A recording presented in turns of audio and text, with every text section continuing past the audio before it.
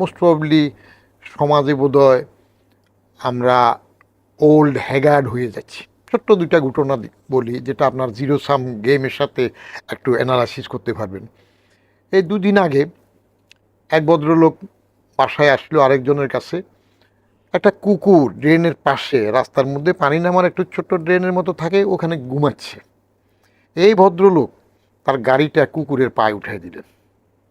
তো নেমে গেলাম, জিজ্ঞেস করলাম এটা কি করলেন, পাটা ভেঙে গেল। বলে যে আমি দেখিনি। তো দেখেন নাই, এখানেই তো আপনার ড্রাইভিং লাইসেন্সের একটা ঝামেলা হয়ে যেতে পারে। সাথে লোকজন আসলো, উনি তো এত অ্যারোগেন্ট হলেন। পরে বললাম যে আচ্ছা আপনি মেহরবানি করে যান, ওটা তো অবলা প্রাণী, পা ভাঙছে, আপনার সাথে তার তর্ক করা। But he became so arrogant, মুরব্বিমান বয়স্ক, অন্যেরও তাকে সরাতে পারতেছে না। আমি বলছি তো দেখি নাই, এরপরে আর কথা নাই। আমি এক পর্যায়ে ভাগে যাই কিনা, তার চাবিটা হাতে নিলাম, আপনি চাবিটা দিয়ে আপনি যান গা। না, যাবে না। তাকে মারার উপদ্রব হলেও পরে বললাম যে বাবু যেতে দাও তো, মুরব্বী মানুষ, আমাদের বদনাম হবে। একটা জিরো সামে মিলান, কার লাভ কার ক্ষতি, কারণ এখানে আপনি প্লাস কোথায় নেবেন। কুকুরের পা ভাঙলো আর উনি এভাবে চিৎকার করলেন। আজকে সকালে আমি আমার স্ত্রী 20 বছর আগে সিটি কর্পোরেশনের অনুমতি নিয়ে গাছ লাগিয়েছিলাম রাস্তায়, যে খেয়াল মানুষ বসবে গরমের সময়। গাছগুলো তো 20 বছর অনেক বড় হইল, কৃষ্ণচূড়া আছে, শিমুল আছে, ইয়ে আছে আপনার ওই যে সোনালি আছে, ভালো। ঠিক সকাল 7টার সময় একটা কাপল, একটা মেয়ে ইয়াং, একটা ছেলে আসলো আমার বাসার অপোজিটে বসে। তারা এমনভাবে চিৎকার করে হইয়াল্লা করতেছে যে বয়স্ক রুগী থাকলে ঘুমের ডিস্টার্ব হইতে পারে, এবং মডার্নভাবে তাদের আমোদ ফুর্তি, হাত টাত নেড়ে একজনের গায়ে একজন থাপ্পড় দিয়ে এটা করে। তা আমি একটু ইশারা দিয়ে বললাম যে তোমরা একটু আস্তে কথা বলো না। পেরে আসলো কি আমরা অশালীন কিছু করলাম, আমরা তা তো বলি নাই, অশ্লীল কিছু না তাও তো বলি নাই, কিন্তু যেভাবে করছো এটা একটু আর আস্তে কথা বললে হয় না? রাস্তা কি আপনার নাকি? এটা সরকারি রাস্তা, আমরা ইউনিভার্সিটির অ্যাডাল্ট। আমি ভয় হয়ে গেলাম। সাথে সাথে টেলিফোন করে আরও কয়েকজনকে নিয়ে আসলো। তা আমি বললাম যে আমার তো নাতি নাতনি নেমে গেছে, একটু স্কুলে যাই। চলে গেলাম। তা আমি চলে গেলাম, এরপরে এসেও দেখলাম তারা বসা। আরও লোক আসলেও পরে আরেক দারোয়ানের সাথে লাগলো। কি বুঝলেন? আমি তো গণ অভ্যুত্থান 3টা দেখেছি সরাসরি, জড়িতও ছিলাম অনেকগুলোতে। 69 দেখলাম, 90-তে দেখলাম, 2024-ও দেখলাম। এখন সমাজের মূল্যবোধটার অবক্ষয় এবং চুল পাকা দেখলে কথা বলার সময় একটু সমীহ করা, বা খারাপ তো কিছু বলি নেই, সেটা উঠে যাচ্ছে। অতএব ভীতির সংস্কৃতি চালু হয়ে যাচ্ছে আর কি।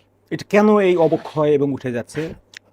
এটা অবক্ষয় হয়েছে আপনার 60-এর দশকে আমরা ছাত্র নেতা দেখলে তাকে সম্মান করতাম। ছাত্র নেতা দেখার জন্য একটা, বা এমপি সাহেব দেখার জন্য 4 মাইল হেঁটেও যেতাম। পরের দিকে তাদের কর্মকাণ্ডে 69-এ গণ অভ্যুত্থানের পরে তো তারা এরকম মাস্তানি করে নাই, এবং 90-এর গণ অভ্যুত্থানের পরেও তো কেউ মন্ত্রী হওয়ার জন্য, আসন পাওয়ার জন্য মাস্তানিতে যায় নাই। 24-এর এই গণ অভ্যুত্থান, যেটা জুলাই বিপ্লব বা জুলাই অভ্যুত্থান বলতেছে, এখানে এসে তো ডাইমেনশন চেঞ্জ হয়ে গেছে, মোটিভ চেঞ্জ হয়ে গেছে। এবং ইউনূস সরকার এটাকে পুষতে যাইয়া ভাঙচুরের, ভায়োলেন্সের রাজনীতি সৃষ্টি করে দিয়েছে। লেখাপড়াতে ফিরে যাও না বলে তাদেরকে দিয়ে রাজনীতির দল করেছে। অতএব মাসেল পাওয়ারটা, ক্ষমতাটার জন্য সবাই এখন ব্যস্ত হয়ে গেছে। এই ব্যস্ততাটা মানিটা তুলে দিছে। এটাই রাজনীতিতে জিরো সাম গেম যেটা বলা হয়। আমি সেটার জন্যই আপনার নতুন নামের সাথে মিলালাম যে এখানে সেটা আসলো, এবং সেটা এসে এই যে পোলারাইজেশন হচ্ছে, চিটংয়ে কোথায় দুই পক্ষে আবার মারামারি হয়ে গেল না। তারপরে এখন আবার এক দল অন্যদেরকে, যে তাদের যদি খুনের মামলা না থাকে তারা এসে যাক দল বাড়ি করার জন্য আমন্ত্রণ জানাচ্ছে। অন্যেরা অন্যের মধ্যে বিলীন হচ্ছে। কেউ ওই আপনার জিরো সামে একদিকে প্লাস হবে, আরেক দিকে মাইনাস হবে। এটা করতে যাই নেট রেজাল্ট ইকুয়ালাইজ হয়ে যাচ্ছে আর কি, নেট রেজাল্ট শূন্য হয়ে যাচ্ছে। এবং এতে কিছু জিনিস অসুবিধা হচ্ছে। সেই অসুবিধাগুলো হলো এই জেনারেশনটা তো লস্ট হচ্ছে। সোশ্যাল ভ্যালুজ যদি ফল করে যায়, আমরা 60-এর দশকের পরেরগুলো যদি অ্যানালাইসিস করি, যে আগে ঘুষটা সমাজে ঘৃণিত ছিল। যে লোক সিএনবি ছিল তখন, কনস্ট্রাকশন অ্যান্ড বিল্ডিং, সিএনবি নান করা ডিপার্টমেন্ট, পরে ওই রোডস অ্যান্ড হাইওয়েজ আস্তে আস্তে গণপূর্ত ভাগ হইল। তো সিএনবির এক কেরানি আমাদের এলাকায় ছিলেন, তার বাড়ির সে সময় একটু স্ট্যান্ডার্ড হইলো, তার পেটটা মোটা হইলো, গ্রামে তখন পেট মোটা দেখে বলতো যে ও ঘুষ খায়, কেমন? আচ্ছা, আর ঘুষ খাওয়াটা যদি একটু প্রমাণিত হইতো মানুষের কাছে, সমাজের যারা মুরব্বী, পঞ্চায়েত জাতীয় মাতব্বর বিচার করতেন, তারা তখন তাকে অনেক কিছুতে অ্যাভয়েড করতেন। অনেক সময় হুজুররা তার বিয়ে শাদিতে যেতে চাইতেন না, কেমন? তো এখন তো সেটা রিভার্স হয়ে গেছে। এখন ধরেন কবর জিয়ারতে হোক, মেল মজলিসে হোক, মোল্লা টোল্লাটা তো ওদের ওটা তারা বেশি যায়, কারণ ওখানে গেলে হাদিয়াটা বেশি হয়। তো ভ্যালুস চেঞ্জ হয়ে গেলে, আগে কেউ যদি ঘুষ দিত সে প্রকাশ্যে বলতো না, যিনি খেতেন তিনি লুকোচুরি করে খেতেন। এখন এ ভেরি রিসেন্ট একটা ঘটনা আমি জানি, কিন্তু সমস্যা হয়ে গেলে জানলেও আমার কথা তো কাজ হবে না, কারণ আমার হেড স্যার বলতেন হাই স্কুলের যে এসডিও সাহেব গম চুরি করেছেন, তুমি নিজে চোখের সামনে দেখেছো, কিন্তু তুমি বললে কোনো কাজ হবে না, তোমারটা গ্রহণযোগ্য হবে না, কারণ এসডিও সাহেব অনেক বড়। কারণ কত বড়? When the SDO sneezes, when the SDO catches cold, the whole subdivision sneezes. তখন মহকুমা হাকিম, এসডিও সাহেব যদি সর্দি লাগে পুরো মহকুমা হাসতে থাকে। লুকানোটা এখন চলে গেছে। এই ভেরি রিসেন্টলি যেটা বললাম, আগে অন্যের মাধ্যমে একটু ঘুষ টুস খেত, এখন সরাসরি খায়, এবং সে খাওয়ার মধ্যে আপনার আমলা পর্যায়ে, সর্বোচ্চ পর্যায়েরা পর্যন্ত লাজ লজ্জা বাদ দিয়ে টেলিফোন করায় খবর দিয়ে ঘুষটা খায়। আবার আরও একটু উন্নতি হয়েছে, অন্যের মাধ্যমে নেয় না, তাহলে আরেকজন হয়তো জেনে নিবে, টেলিফোনটা করাইলো সরাসরি নেয়। তো এইগুলাতে আপনার জিরো সাম প্লাসের মধ্যে এইখানে ঘুষ দাতা এবং ঘুষ গ্রহিতা, এরা তো জিরো সাম গেমে নাই, এরা আছে নন জিরো সামে গেম। সেই নন জিরো সাম গেম হচ্ছে নেগেটিভ, একজন আরেকজনকে কোঅপারেশন করছে। এইখানের ভিকটিম বা লুজার কারা হচ্ছে? ভিকটিম বা লুজার হচ্ছে ওই দুইজনই লুজার। প্রথমে যিনি দিচ্ছেন, যিনি নিচ্ছেন, সে দুজনই লুজার। তার কারণ আল্লাহ সৃষ্টিতে একটা বিবেক আছে, এটা আল্লাহ এমনভাবে সৃষ্টি করে দিয়েছেন, সবাই নিজের বিবেকের কাছে পরে ধরা পড়ে। এখন হয়তো জাগতিক চাহিদায় যে কাজের জন্য ঘুষ দিয়ে আমি কাজটা পেলাম, সরকারি টাকার কাজ যদি হয়, তাহলে এখানে জনগণকে ঠকানো হচ্ছে কিনা, জনগণ লুজার হচ্ছে এখানে কিনা? এখানে ঘুষের দুই তিনটা তরিকা আছে। পাকিস্তান আমলে বড় সাহেবরা ঘুষ খেতেন টেন্ডার হওয়ার আগে, তারা কিন্তু কাজের গুণগত মান খারাপ করতেন না। ওই হিসাবে সময়ে টোটাল প্রাক্কলনের মধ্যে, এস্টিমেটের মধ্যে 10-12% ধরে রাখতো যে এইগুলো সাহেবদের ফুট পার মাস খাই খরচাতে যাবে, but quality of the work will remain same. কন্ট্রাক্টরের উপরে তার নিজের লাভের থেকে ভাগ বসিয়ে খেত না, এটা দূরেই রাখতে হবে আগে। এখন সেটা শিফট হয়ে গেছে, এখন বেচারা ঠিকাদারের উপর দিয়ে অত্যাচার হয়, তখন সে কাজের মান খারাপ করে, জনগণের ক্ষতি হয়। আর দুইজনই লুজার হয় বলি এই জন্য, আলটিমেটলি তার বিবেক তাকে দংশন করে। একটা না একটা সময়, শোয়ার সময় রাত্রে বিবেক কিন্তু বলে এই কাজটা ঠিক হয় নাই। ম্যাটেরিয়াল অ্যাডজাংস, সোশ্যাল আনডিউ কম্পিটিশন, জাতে উঠার যে একটা অভিনব প্রচেষ্টা, যে একসময় ওয়ার্ড কাউন্সিলর ছিলাম, মেম্বার ছিলাম, বাপের জায়গা বিক্রি করে রাজনীতি করছি, তখনকার দিন বদল গিয়া। এখন ওয়ার্ড কাউন্সিলর হবে তাহলে গাড়ি কিনবে, তাড়াতাড়ি বাড়ি করবে, কারণ রাজনীতিটা ব্যবসা হয়েছে। আস্তে আস্তে প্রমোশন পাই, উপরে উঠবে, মন্ত্রী হবে।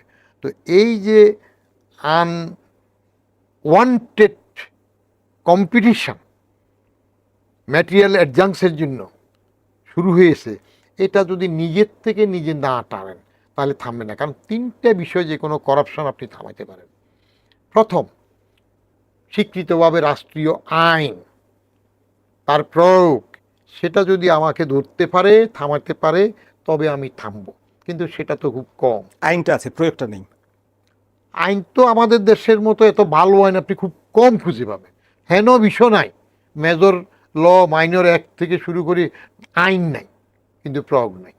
প্রয়োগ যদি থাকতো কঠোরভাবে আগেও, এই যে আমাদের যুদ্ধের দোস্ত যারা ছিল তাদেরকে যে স্বর্ণের কি সম্মাননা দিল না, ওটার মধ্যে যে ঘাট টাট দিল, ধরা খেলো, কারো বিচার হইল? হয় নাই। ভুয়া মুক্তিযোদ্ধার সচিব, তার কি শাস্তি হইল? ধরা পড়লো, জানলো, শাস্তি হয় না, তো ক্ষতি হয় নাই। তো প্রয়োগ না থাকলে যেটা হয় হবে, এই যে ঋণ খেলাপি হয়ে গেল, এখন তো ঋণ খেলাপি থাকবে না, ব্যাংকের ঋণ আবার নাকি তারা ব্যাংক পেয়ে যাবে। আর যারা এটা দিচ্ছে তারা হিসাব করে যে একেবারে যদি তার এটা ঋণ খেলাপি থাকে তাহলে তো কিছুই পাবো না, বরং সে কিছু দিয়ে যদি আসে তাহলে তো আস্তে আস্তে যুক্তির অভাব থাকবে না। মানুষ নিজের সুবিধার জন্য যুক্তি দেওয়ার সময় আপনি একই ব্যক্তি সবাই তার সেরা কৌশলটাই গ্রহণ করছে। সব সময়, এবং যুক্তিটা কীভাবে দেয়, আপনি মসজিদে যাওয়ার সময় সবচেয়ে বড় দামি রাজা বাদশার ড্রেস পরে যাচ্ছেন, তখন কিন্তু আপনি যুক্তি খাড়া করাচ্ছেন যে আল্লাহ আমাকে তৌফিক দিয়েছেন, এত সম্পদের মালিক করেছে, সে আল্লাহর মসজিদে যাচ্ছি, কম দামিটা নিয়ে গেলে আল্লাহর প্রতি তো অকৃতজ্ঞতা হয়ে যায়। আপনি একই ব্যক্তি যখন একেবারে সাদা সিধা কম দামে নিয়ে যাবেন, তখন আপনি যুক্তি দেখাবেন যে আল্লাহ আল্লাহ আমাকে এত সম্পদ দিয়েছে, কিন্তু মসজিদে তো অনেক গরিব মানুষ আসে, তাদের মনে কষ্ট হইতে পারে, আমি তাদের মতো করে যাই না। কৌশল যেটা বললেন, সেরা কৌশল সবাই নেবে যে যারটা পারে। ওই যে সকালে আমাকে ইয়াং ম্যান চলে আসলো না, তেরে আসলো, আপনার মন এত সংকীর্ণ কেন, আমরা কি অশ্লীল করলাম, আমার বন্ধু আমরা হইয়াল্লা করতেছি সকাল সকাল। আপনি যেমন উদাহরণ বলছিলেন, আপনি রাজনীতির প্রসঙ্গ টেনে তুলেছেন, আমরা গেম থিওরি নিয়ে কথা বলছি, এই সুযোগে আমরা গেম থিওরির জনক জন ভন নিউম্যানকেও একটু স্মরণ করি। উনি গেম থিওরি আবিষ্কার করার পরে আমাদের আধুনিক যুগে সিদ্ধান্ত গ্রহণের ক্ষেত্রে একটা বৈপ্লবিক পরিবর্তন এসে গেছে। যেমন অর্থনীতি বলুন, রাজনীতি বলুন, ভূ রাজনীতি বলুন, যুদ্ধ, ব্যক্তিজীবন, প্রেম, প্রতিযোগিতা, সব ক্ষেত্রেই সবাই কীভাবে তাদের সেরা কৌশল বেছে নেয় সেটা গেম থিওরি স্টাডি করলে পাওয়া যায়। যে গেম থিওরির অন্যতম একটা কনসেপ্ট হচ্ছে zero sum game. Zero sum গেমের অপোজিট সাইড আছে নন জিরো সাম গেম, যেখানে সবাই অন্যকে সহযোগিতা করে, একে অন্যকে সহযোগিতা করে, যেটার উপর ভিত্তি করে আমাদের বৈশ্বিক রাজনীতি, আন্তর্জাতিক বাণিজ্য গড়ে উঠেছে, গ্লোবালাইজেশন হয়েছে। আপনি রাজনীতির প্রসঙ্গ এনেছেন, আমরা রাজনীতি নিয়ে একটু আলাপ করতে চাই। নতুন সংসদের বয়সও 2 মাসের বেশি হয়ে গেল, নতুন সরকারেরও বয়স 2 মাসের বেশি হয়ে গেল। আমরা সংসদ থেকে শুরু করি, সংসদীয় রাজনীতি কেমন চলছে? সংসদ তো দেখছেন আপনি, সংসদের কার্যক্রম। আমার একটা তৃপ্তি হলো সরকারের ব্যুরোক্রেসি থেকে মোটামুটি বড় জায়গাগুলো সবগুলো আমি কাভার করতে পেরেছি। চাকরির শুরুতেই আমি ক্যাবিনেট ডিভিশনে পোস্টিং পেলাম, তখনই আমি বঙ্গভবনে যাওয়ার সুযোগ পেয়ে গেলাম। প্রেসিডেন্ট জিয়া তখন বঙ্গভবনে বসতেন, আমি বঙ্গভবনের শাহী ঘণ্টা দেখলাম, চোখ বুজে মুঘল সাম্রাজ্যের কথা মনে হলো। আমি আবার এডিশনাল সেক্রেটারি হওয়ার পর এই সংসদে পোস্টিং পেলাম। আমি সংসদে ঠিক এক সময় ভিজিটর্স কার্ডে অনেক দূরে গ্যালারিতে বসে দেখতাম, এরপরে ওখানে আমি আমার দায়িত্ব পালনের জন্য ঠিক স্পিকার সাহেবের নিচের তবগার সারিতে এডিশনাল সেক্রেটারি বসে আমি কাজ করতাম। আমি অধিবেশন চলার সময় দেখেছি। আর এমনি তো ফাইল টাইল নিয়ে তখন জমিরুদ্দিন সরকার ইংরেজিতে সিরকার লেখেন, উনি স্পিকার ছিলেন, গিয়েছি। সংসদ সদস্যগণকে দেখেছি, মান্যবর বলেন, মাননীয় বলেন, তাদের অবস্থা দেখেছি। মন্ত্রী সাহেবদেরকে তো দেখেছি, প্রধানমন্ত্রী, রাষ্ট্রপতি দেখেছি। সংসদটা বুদ্ধিমত্তার পরিচয়, ভালো কূট কৌশল, যেটা যার বেস্ট কৌশল যে খাটায় কথা বলার মারপ্যাসের জন্য, সেটা একটা উত্তম জায়গা, কে কাকে সুন্দরভাবে আক্রমণ করবে। কিন্তু সেখানে অশালীন বিষয়ও এসে যায়। কোনো নেতা বলবেন চুপ বেয়াদব, আরেকজন হয়তো বলবে নিশি কুটুম্ব, সেটাও তো আমরা শুনেছি। তার আগে হাতাহাতি, ফাইল ছোড়াছুড়ি, সেগুলো দেখেছি। এখন পর্যন্ত এই সংসদে উত্তেজনা আছে, ওয়াকাটা আছে, এটা সংসদীয় রীতি, আমি এনজয় করছি। অধিবেশন শুরু হইলে আমি সারাক্ষণ ওই যে আমাদের সাহেব গোলাম বিবির বাক্স আছে, ওটা খুলে বসি, ওটাতে সম্প্রচারটা ক্লিয়ার হয়, দেখি কে কত সুন্দর করে আরেকজনকে পরিশীলিত বাঁশ দেবে রাজনৈতিকভাবে, সেটা টেকনিক ওখানে খাটে। কিন্তু আমি ওই সময় যখন ছিলাম চতুর্দশ সংশোধনীয় আমি দেখেছি, সেই সময় দেখেছি কিছুদিন আছে সংসদকে নিজের মতো করে চলতে দেওয়া হয় না। সংসদ সচিবালয় নিজে নিয়ম মাফিক অনেক কিছু করতে পারে না। মনে করেন যে প্রধানমন্ত্রীর প্রশ্নোত্তর পর্ব, এই প্রশ্নোত্তর পর্বগুলো কে ডিসাইড করতো, এখন কি হয় জানি না, এগুলো ডিসিশন আসতো ক্ষমতাসীন ট্রেজারি বেঞ্চের, তারা ঠিক করে। উনি কোন প্রশ্নগুলোর উত্তর দিতে চান, উনি শুধু কোন প্রশ্নের উত্তর দিতে চান সেটা না, আবার কার প্রশ্নগুলো এখানে কবুল করা হবে সেটাও সেখান থেকে ঠিক করে দেওয়া হতো। আমরা বাছাই করতাম না, ওইখান থেকে আসতো, প্রধানমন্ত্রীর কার্যালয়তে করা হতো। তো এখনও সেটা হচ্ছে কি না আই ডু নট নো। তো সেখানে একটা স্বাধীনতা ছিল না। আর দ্বিতীয় জিনিস, সেখানে তখনকার আমি যেটা দেখেছি, মাননীয় মান্যবর সংসদ সদস্যরা আমলাদেরকে তো গালিগালাজ করেন যে আমলারা সব করে, তাদের জন্য হয় না। কিন্তু আমি বেশিরভাগ সময় দেখছি যে জিনিসগুলো তাদের গুরুত্ব সহকারে পড়া দরকার সেটাও তারা পড়েন না। এবং এটা আমি ক্যাবিনেটে মিনিস্টার সাহেবরাও পড়েন, আমি টেস্ট করেছি ক্যাবিনেটের মিটিংয়ের সামারি আমি তো পাঠাইতাম তখন, মিটিং করার সময় আমি ক্যাবিনেট সেকশন দেখতাম, আমি এগুলা টেস্ট করার জন্য একেবারে হালকা পাতলা আটা আপনার ওই কোনায় কোনায় লাগাই দিতাম, যদি উল্টায় পড়ে তাহলে ওটা খুলে যাবে। তো এখন এমন আটা যে একবার খুলে আর লাগে না। তো তাতে দেখতাম যে অনেকেই পড়ে না। এই না পড়ার কারণে যেটা ঘটে, তারা অনেক কিছুতে এইটা অনেক মিনিস্ট্রি আমলা নির্ভর হয়ে যায়। আর আমলা শ্রেণীটা তো একটা খারাপ শ্রেণী, আমি নিজে আমলা থাকলেও সেটা হইল যখনই দেখা যাবে রাজনৈতিক মন্ত্রী তাকে ঠিক মতো হ্যান্ডেল করতে পারছে না, ধারে অথবা ভারে, হয়তো জ্ঞানে লেখাপড়ায় আপনি সচিব বা আমলার থেকে বেশি দক্ষতা রাখবেন, অথবা রাজনৈতিক নেতৃত্বের ধার রাখবেন, জ্ঞানের ভার অথবা রাজনৈতিক নেতৃত্বের ধার, এই দুটোর কোনোটাতে যদি আমি একটু অসুবিধায় পড়েন, তখন কিন্তু লেখাপড়া জানা অনেক দিন থেকে চেয়ারে থাকা আমলা বিশেষ করে সচিবটা বুঝে ফেলে। এক, দ্বিতীয় হইল করাপশানের মধ্যে যদি আপনি বেনিফিট নিতে চান, টেন্ডারে বলেন, পাইলে বলেন, নিয়োগে বলেন, হ্যাঁ, মনে করো আমি তো একজন মন্ত্রীকে পেয়েছিলাম, স্বাস্থ্যমন্ত্রী, এখন ইন্তেকাল করছেন, সে আমলে আমি তখন ডেপুটি সেক্রেটারি, সকালবেলা বলতো যে এর একটু বদলি করে দাও, জো হুকুম জাহাপনা, বদলি করা হইলো, অর্ডার করা হইলো। বিকেলে ওনার পারপাস সার্ভ হয়ে যাওয়ার পরে ফিয়ার সাহেব টেলিফোন করলো, এই বদলির অর্ডারটা ক্যান্সেল করে দেন। তো আমরা আর বড় জোর কত কি কি ব্যাপার, কি হঠাৎ করে আবার বলে যে কাজ হয়ে গেছে। তো এই জাতীয় ক্ষেত্রে যখন আপনি যাবেন, সেটা আপনি মিনিস্টারি হন কিংবা রাজনৈতিক পদে অন্যটাতে যান, তখন আমলা এগুলোর সুযোগ নেবে। সেরকম সুযোগ হইলে তখন আপনাকে আমলার সাথে শেয়ার করতে হবে। গত 2 মাসে যেমন চলছে সেটা আপনার পূর্ব অভিজ্ঞতার আলোকে আপনার পর্যবেক্ষণ কি? সংসদ এবং মন্ত্রিসভা দুটা মিলে যদি বলেন। এই দুইটার সম্বন্ধে তো আমি এখন কমেন্টই করবো না। আমি এর আগেও আপনারা এই সাংবাদিকরা সাংঘাতিক প্রশ্ন করে ধরেন অনেক সময়, মাত্র 2 মাস, 2 মাস একটা 5 বছর মেয়াদী সরকারের জন্য কোনো সরকার হলো? এটা কোনো ব্যাপারই না, আরও সময় দিতে হবে। এখন শুরু যেটা হচ্ছে কথাবার্তা, স্টাইলে, চলনে বলনে, সেটা আমার কাছে ভালো লেগেছে প্রাথমিকভাবে, যে নিজেরা প্লট নেবে না, গাড়ি নেবে না, এই কথাগুলো বলছেন না, তো শুল্কমুক্ত গাড়ি নেবে না আর কি। কিন্তু আজকে তো দেখলাম যে উপজেলা পরিষদে সংসদ সদস্যদের বসার জায়গা করা হবে, এবং কে একজন গাড়ির প্রস্তাব দিয়েছে সেটার মধ্যে ব্যবস্থা হবে। তো কে কোন কৌশলে নেবে, এরশাদের আমলে শুল্কমুক্ত গাড়ি দেওয়া চালু করেছিলেন। এটা হইলো ওয়ান টাইপ অফ ব্রাইব, সুবিধা না। সুবিধা হইলে আপনি সরকারি গাড়ি দিবেন, তিনি সরকারি নিয়মে তেল পাবেন, সরকারে থাকবেন, এমপি থাকবেন, মন্ত্রী থাকবেন, গাড়ি ব্যবহার করবেন, চলে যাবেন, গাড়ি সরকার পরিবহন পুলে চলে যাবে গাড়ি। চলে আসবে।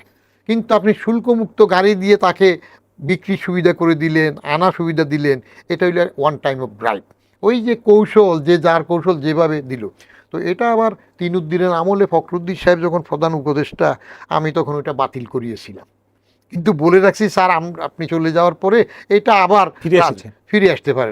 তো নিয়ে আসছে, তো এরপরে তো আবার আলী আসলো ক্ষমতায়, আলী এসে সেটাতে আবার গেল।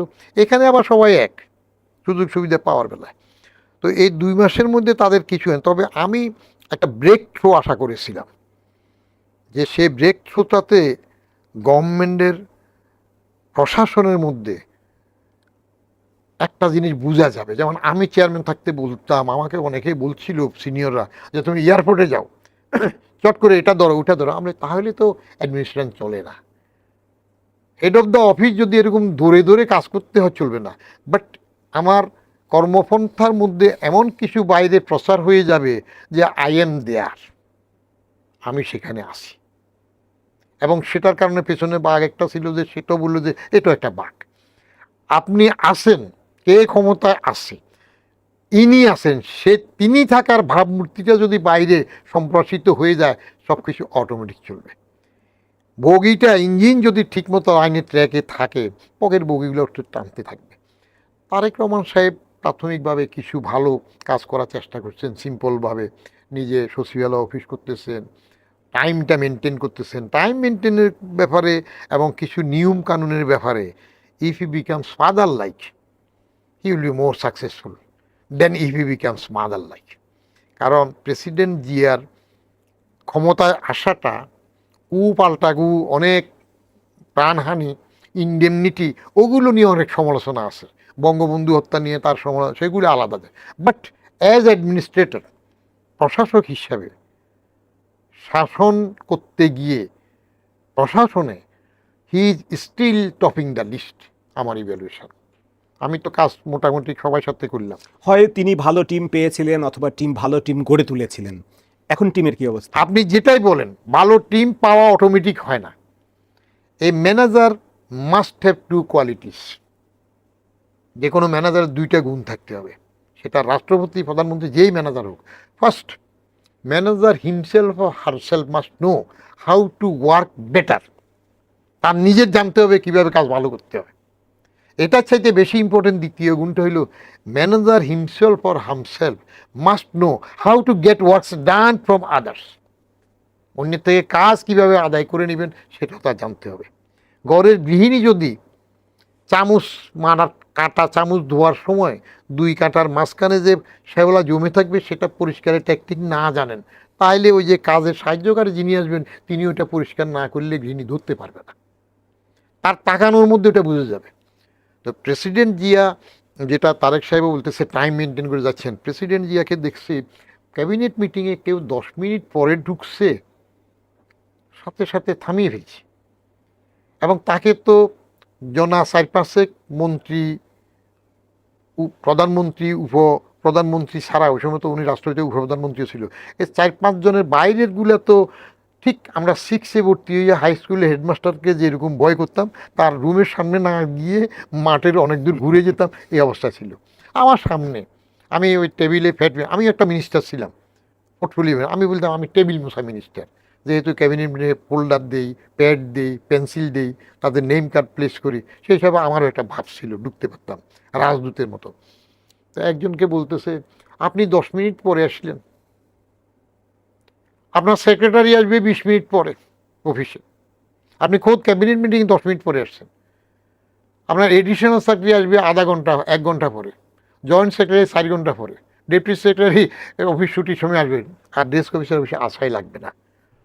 এবং যে ভয় পেত সেটা, এটার জন্য ইন্টারেস্টিং হইল ইউ উইল এনজয়, অন্যরা যারা শুনবে প্রশাসনের ভিতরে কিছু, সেজন্য আমি আবার মিথ্যা বলা শিখছি। আমাকে আপনার মিলিটারি সেক্রেটারি ছিলেন তখন ব্রিগেডিয়ার জেনারেল, পরে ব্রিগেডিয়ার, পরে তো মেজর জেনারেল সাদিকুর রহমান চৌধুরী। তো সাদিকুর রহমান চৌধুরী বলতে, তুমি ছোট মানুষ, মাত্র চাকরিতে ঢুকছো, তুমি একটু মিথ্যা বললে গুণা হবে না, আল্লাহ ছোট মানুষের গুণা ধরবে না। ওই মিনিস্টার সাহেব যে দেরিতে আসবে এরকম জানো, যেটা আসে তুমি একটু মিথ্যা বলবা, তুমি প্রেসিডেন্ট সাহেব বলে দিবা যখন ডাকবে, তুমি যাই আগে বলবে দেরি হলে যে উনি ক্যাবিনেট সেক্রেটারি কেরামত আলী সাহেবকে টেলিফোনে পান নাই, তো স্যার আমাকে উনি টেলিফোনে বলছেন ওনার একটু ঠান্ডা লাগছে, আসতে একটু 10-15 মিনিট দেরি হবে। আমি মিথ্যা বলা শিখছি, হোয়াইট লাইস, আরেকজন উপকার হয়ে গেল। তাহলে সে প্রশাসন ছিল। অস্টিয়ারিটি, 2টা বিস্কিট, নোনতা বিস্কিট 2টা, 1 কাপ চা। এখন তো আর্থিক অবস্থা অনেক ভালো হইলো, ঠিক আছে, ক্যাবিনেট মিটিংয়ে 2টা নোনতা বিস্কিট 1 চা, কেমন? তারপরে অনুষ্ঠানগুলো যখন হইতো, শপথ অনুষ্ঠান, সেগুলোর মধ্যে এই একটু পেটিস টেটিস কিছু ওই সাগরের আগে নিয়ে একটু স্যান্ডউইচ, একটা ফল, সংক্ষিপ্ত আকারে খাওয়া। এখন ধরেন ইনি হয়তো চেষ্টা করছেন, তবে তার এত বড় একটা সরকার হঠাৎ করে একসাথে দলকে অ্যাকোমোডেট করার জন্য হোক, যাই হোক, তারপরে আবার এতগুলো উপদেষ্টা, এটা নিয়ে আমার একটু অসন্তুষ্টি আছে। তার মধ্যে আবার আমরা জানি শুনি যেসব নাম পত্রিকা দেখছি, তার মধ্যে চিহ্নিত মোরাল টারপিটিউড এবং করাপ্ট এই জাতীয় 2-1 বোধহয় ঢুকে গেছেন বা ঢুকাইছেন, হয়তো দলের জন্য কাজ করছে, যেটা হোক, যে কোনো পদে আসছেন। এটা পরের দিকে কতটুকু সামাল দিবেন একটা বড় জিনিস। এখন পর্যন্ত আমি ভালো দেখছি। আমরা zero sum, G please.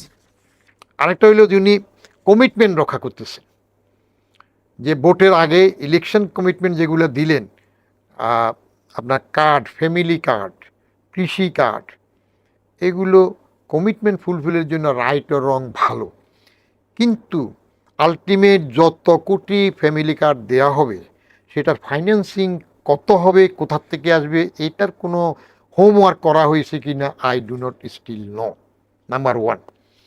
Number two, আপনি ফরিস্ট একটা ব্যাগাস্ট্রি নিয়ে এটার দ্বারা সৃষ্টি করে ফেলবেন কিনা।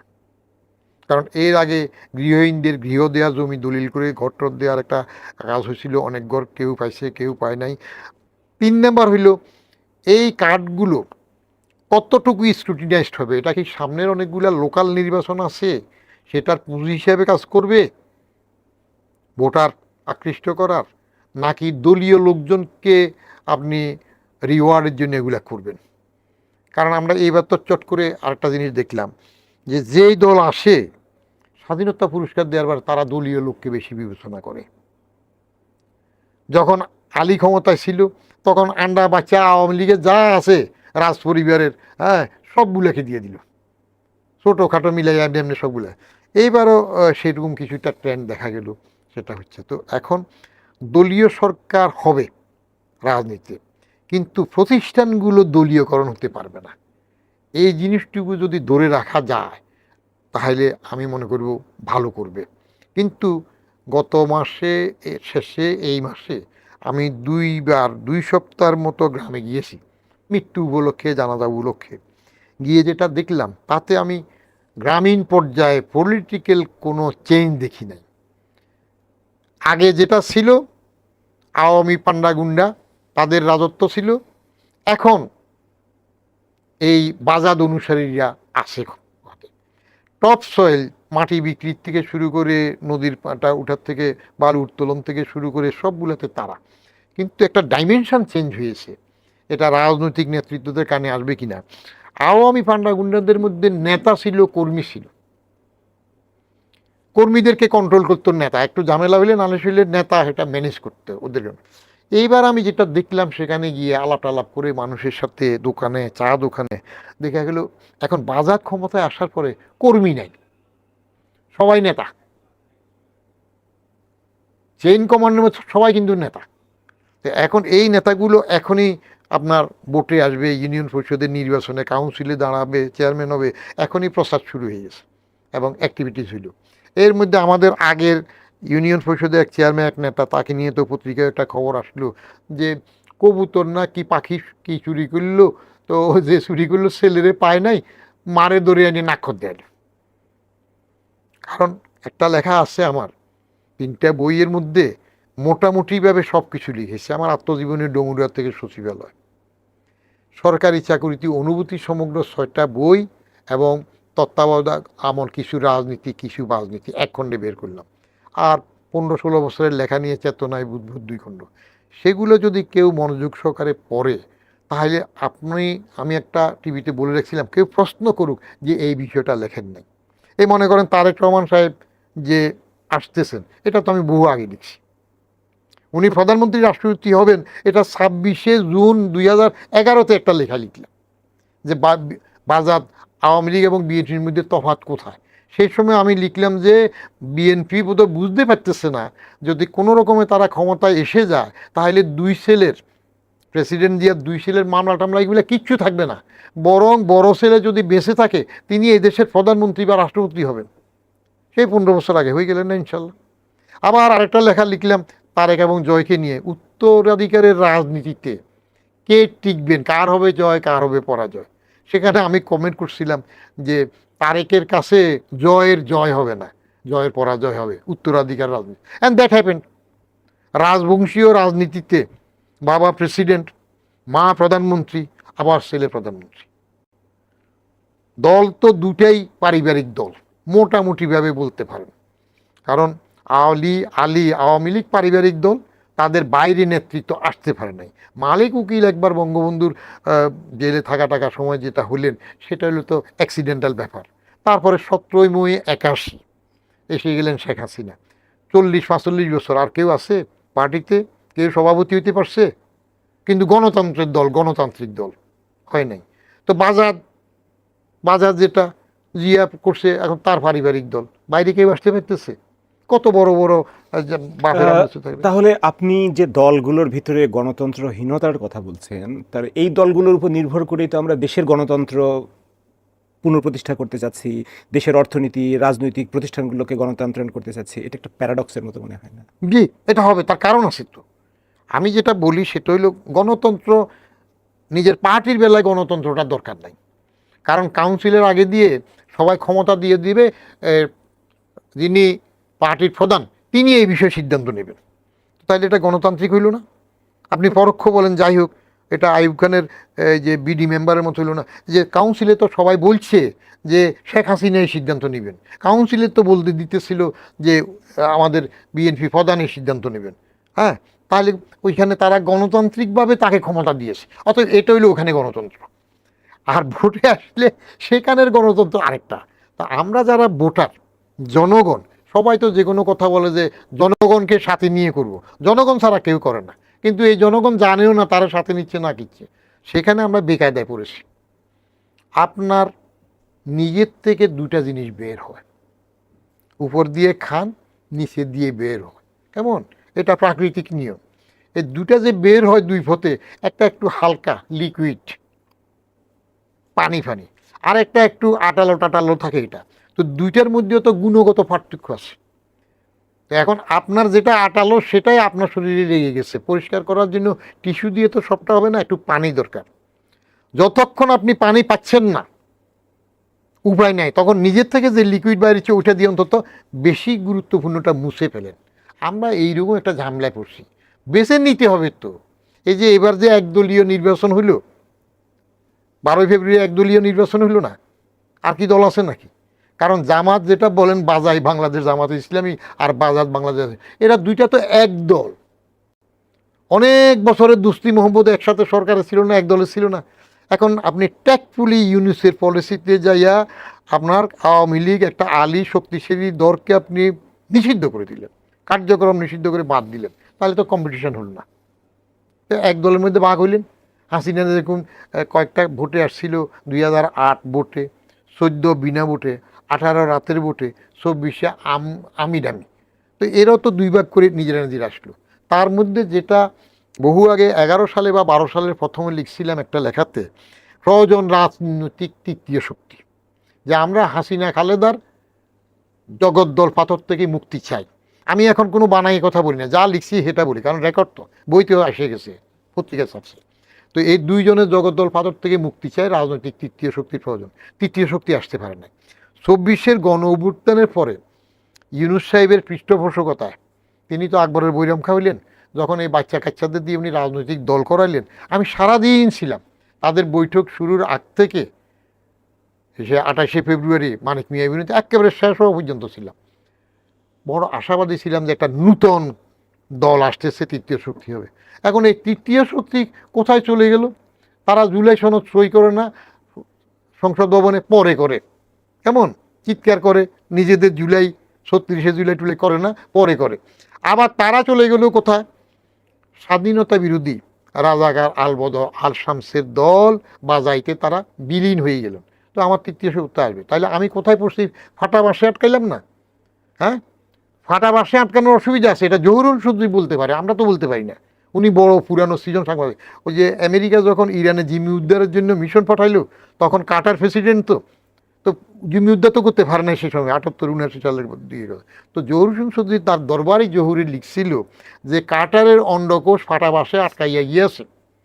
ফাটা বাসে ওইটা আটকানোর দুইটা অসুবিধা, একটা হইলো গোটা বাঁশ নিয়ে চলা যায় না, আবার অন্য কেউ টাইনা ফাঁক না করলে ওটা বের করা যায় না। তো আমরা জনগণ তো এরকম ফাটা বাসে আটকানো হয়ে গেছে। স্বাধীনের পর থেকে একই দশা দেখতেছি। খোদ স্বাধীনতার আনয়নকারী জাতির পিতা বঙ্গবন্ধু শেষের দিকে তার দল, এক দল তখন বাজার জন্য বাকশাল করলো, এবং বাকশাল হয়ে গেল একটা বিশেষণ, মীর জাফর তুলল, নিজে মরলেন আমাদের মারল। হ্যাঁ, তো সেটার পরে পাল্টা কু, আর আমাদের অভ্যাস হয়ে গেলো আমরা 3জন প্রেসিডেন্ট মেরে ফেললাম। এখন বলবেন যে 3জন কেমনে মারলাম? একজন বঙ্গবন্ধুকে মারলাম, আরেকজন জিয়াকে মারলাম, আরেকটা কি, আরে 7টার মতো প্রেসিডেন্টে উঠে দেয়া, পিস্তল ধরে বা বাইর করে দেয়া, এটাই তো যথেষ্ট। ওনার তো কিচ্ছু নাই, নিরীহ মানুষ ছিলেন। তো সেক্ষেত্রে ফাটা বাসে আটকানো জনগণ ওই পানি না পাওয়া পর্যন্ত একটা তো বেছে নিতে হবে।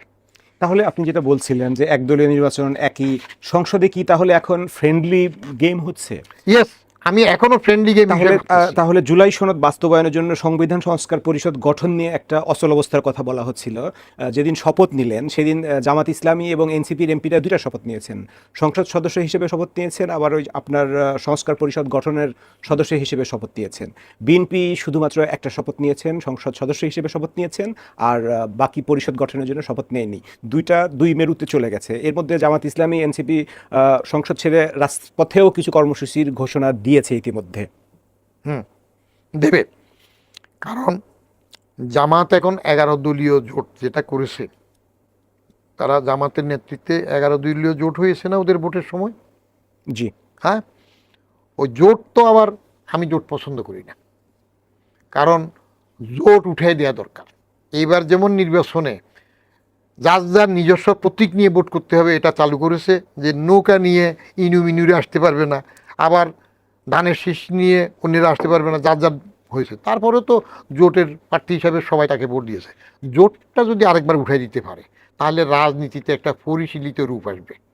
আপনার একজন না দুইজন না, আপনার সাইনবোর্ড, আপনি পার্টি, এবার কতগুলো আবার সরকারের মন্ত্রীতে আসলো না। আচ্ছা, যা তারেক সমস্যায় বুদ্ধি করে এগুলো তো মুখ বন্ধ করার জন্য নিয়ে আসছে, এরা মন্ত্রী হচ্ছে না, নাহলে তো এরাও আরও গলাবাজি করতো। এই যে কয়টাকে বাইরের থেকে আনছে, গণ অধিকার পরিষদের একজন নুরনা কারে নিয়ে আসলো, তারপরে যাইয়া জোনায়েদকে আনলো, তারপরে যাই ববি হাজ্জাজ না একটা আসলো, এরকম কয়টা আসলো না। এর মধ্যে আবার আমাদের টকশো ক্যাডার একটা হয়ে গেছে না, এখন টকশো তো এখন ধুমধারা কাজ চলতেছে, টকশো ক্যাডারেরও গলাবাজি করে একজন নিল না এভাবে। তো এইগুলা নিয়ে 2টা 3টা যা পাঠিয়ে যার যার পার্টি সে করবে, জোট উঠাই দেন। আর জোট তো ইংরেজিতে বানান করে, আমি বাচ্চা একটা লিখছিলাম GOAT, কেমন? এখন যেটা হচ্ছে তারা বাইরে আন্দোলন করবে, তাদের একটা কে জিতবে কে হারবে এটার একটা টেকনিক আছে। এরা যেটা জানাফা জাতীয় নাগরিক পার্টি, তারা ভিতরে ভিতরে একটা বেঁকে দেয় পড়ছে কয়েকটা সিটের লোভে। তারা যদি একটা সিটও না পেত, তারা স্বতন্ত্রভাবে আলাদা নির্বাচন করত। একটা আসনও যদি না পেত, জামাতের লেজুর না হয়ে কিচ্ছু যা আসতে যেত না, কারণ তাদের মাত্র কম বয়স শুরু হইল, তাহলে একটা তৃতীয় শক্তি হতে পারত। এখন যেহেতু জামাতের লেজুরই সংসদে গেলেও সেখানে কথাবার্তা বলতেছে, এখন তাদের মধ্যে আপনার রাজনৈতিক গুলগুর ইন্টার এবং ইন্ট্রা লড়াই থাকে। ইন্টার লড়াই হলো নিজেদের মধ্যে, জোটের মধ্যে। জানাফা চাইবে বাজাইকে ল্যাং মারতে, যে শফিকুর রহমানের নেতৃত্বে এরা বেশি আসনে আছে, আমরা কম আসনে আছি, ফাঁকে ফুঁকে এদেরকে ডিজন করে আমরা উপরে উঠতে পারি কিনা। এটা হলো ইন্টার লড়াই থাকবে নিজেদের মধ্যে। আর ইন্টার লড়াই হলো অন্য বাইরের দল, যে এদের সংগঠন বাজাদকে, বাইরের দলকে কোণঠাসা করার চেষ্টা করবে। সেগুলার কিছু বহিঃপ্রকাশ বাইরে ঘটবে, যেমন ওই শিবির এবং ছাত্রদল না কোথায় চিটংয়ে মারামারি করলো, তারপরে যে আবার এই 11 দল রাস্তায় নামবে, একটা হুমকি দিচ্ছে চাপে রাখার জন্য। সংস্কার পরিষদ যেটা বলছেন, আমার ব্যক্তিগত ওপিনিয়ন হলো, আপনি ইউনূসের সরকার কলমা পড়েছে সংবিধান মেনে, কলমা পড়ছে এটা সংবিধান মেনে, 8ই অগাস্ট যে শপথ নিয়েছেন এই সংবিধান মেনে, এবং সংবিধান মানার কারণেই তো তিনি শাহাবুদ্দিন চুপ্পু, হাসিনার সুপ্পু কাটা শুধু শাহাবুদ্দিন রাষ্ট্রপতির কাছে শপথ নিয়েছেন, এরাও নিয়েছেন। কেমন? তাহলে সেই সংবিধান যদি মানেন, ওই সংবিধানের বাইরে আপনি আবার কি পরিষদ, গণপরিষদ, জাতীয় পরিষদ করার কেন করলেন? এটা আমি সমর্থন করি না। যে কিছু হয় সংবিধান অনুযায়ী আপনার পার্লামেন্টে আলাপ করে হবে। আচ্ছা, ধরে নেন বাজাদরা আবার এখন গণপরিষদের শপথ নিল, মনে করেন করলো, কেমন? জানাফা যেরকম পরে সনদে জুলাই ছাটার শুরু করলো, তো লাভ কী হবে? মিটিং হবে, তো মিটিং হইলে মেজরিটিতে তো সিদ্ধান্ত হবে, তো ওভারওয়েলমিং মেজরিটি তো বাজাদের, আপনি ঠেকাবেন কীভাবে? যেটা খারাপ করছে বাজাদ, এবার 133টার মধ্যে 98টা পাশ করে কিছু স্থগিত করে, এখানে চোখের দৃষ্টিকটু হওয়ার মতো কয়েকটা অধ্যাদেশ পাশ করে নাই। একটা হইল বিচার বিভাগের স্বাধীনতা, সেখানকার জন্য যেটা ছিল বিচারপতি নিয়োগ টিয়োগের, ওটাতে যাওয়া ভালো ছিল। কারণ দিল যদি পরিষ্কার থাকে, আবার যদি এসকে সিনহার মতো কাউকে বাইর করতে না চান, আবার যদি হাসিনার মতো আপনার খায়রুল হককে দিয়ে তত্ত্বাবধায়ক উঠাতে না চান, আবার যদি সেই তত্ত্বাবধায়কে আমার লোক হবে সেই জন্য চতুর্দশ সংশোধনীতে 65 বছরকে 67 বছর করবেন, তাহলে আপনার একজন আসতে পারবে, হ্যাঁ, অন্যরা আন্দোলন। সেগুলো না চাইলে আপনি বিচারপতি নিয়োগ, বিচার বিভাগের স্বাধীনতার তা পাশ করেন না কেন? বলা হচ্ছে অনেক সুন্দর করে পরে করবে, আগে তো হাত আসুক, সুন্দর করে করবেন। আপনার তো 5 বছর মেয়াদ আছে, ওভারওয়েলমিং মেজরিটি আছে। কারণ এই মেজরিটির জন্য তো চতুর্দশ সংশোধনীতে এই বাজাজ সরকার খালেদা জিয়ার আমলে ছবি প্রদর্শনীয় সংবিধানে নিয়ে আসছিল। ছবি প্রদর্শনী বুঝেন তো, কোন জায়গায় রাষ্ট্রপতির ছবি থাকবে, কোন জায়গায় প্রধানমন্ত্রীর ছবি থাকবে। আমি জমিরুদ্দিন সরকার স্পিকার, ওনাকে বলছিলাম যে স্যার এটা সংবিধানে আনার দরকার নাই, এটা এত সিলি ম্যাটার, প্রেসিডেন্ট এবং প্রধানমন্ত্রীর ছবি দেখাবেন, সেটাই সংবিধানের 4 অনুচ্ছেদের ক খ একটা করে ঢুকাচ্ছেন, এটা খুব বাসলামি হয়ে যায়।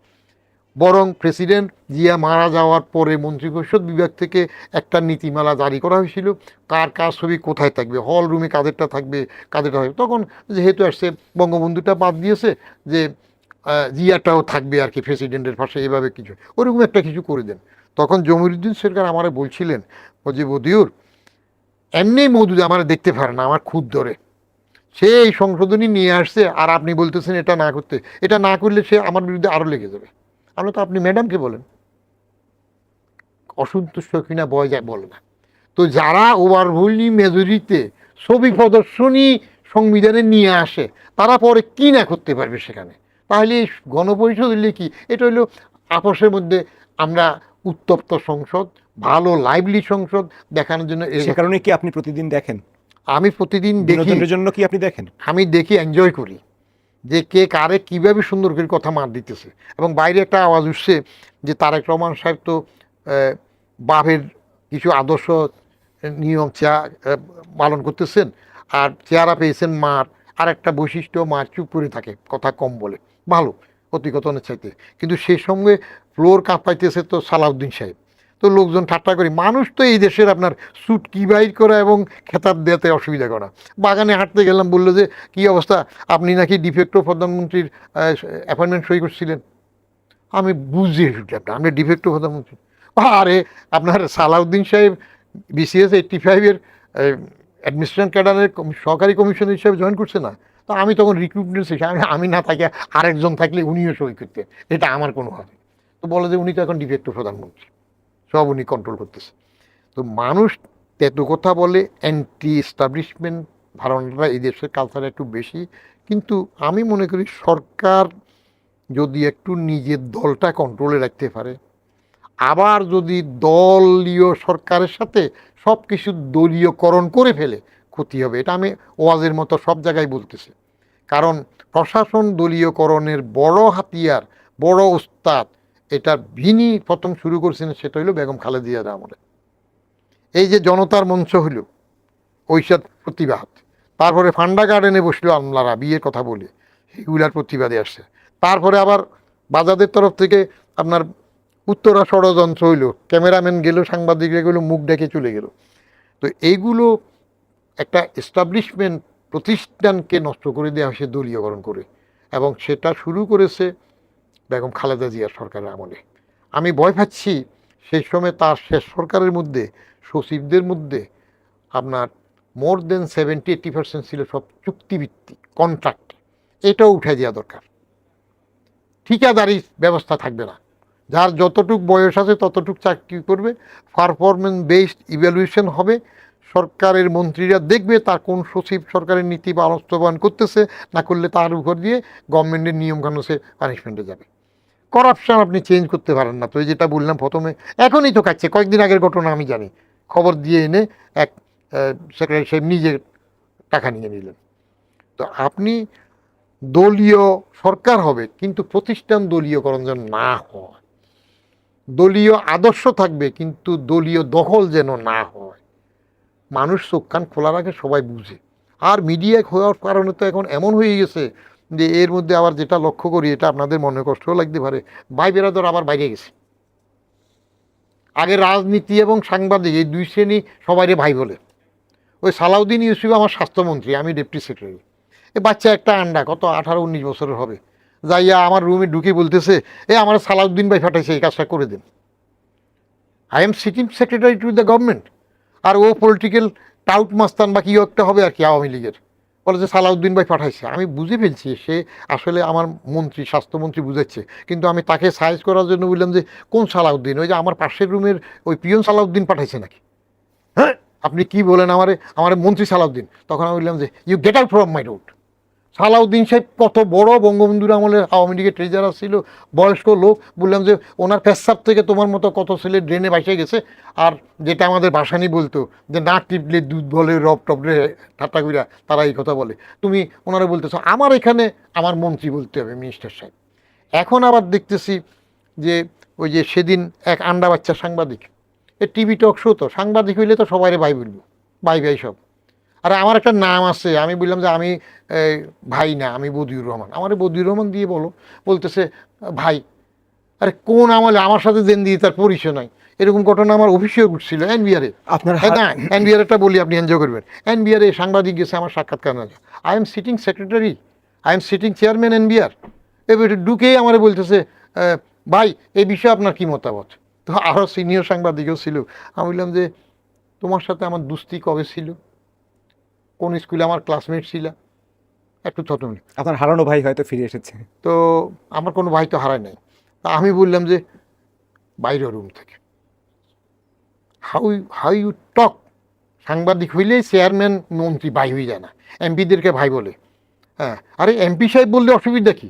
উনি তো একটা পদে গেছেন, ভোটে নির্বাচিত। রাজনীতি করলেই কি ছোট আন্ডা বাচ্চাও এমপি সাহেবের ভাই বলা শুরু করবে? স্যার এ কী কালচার?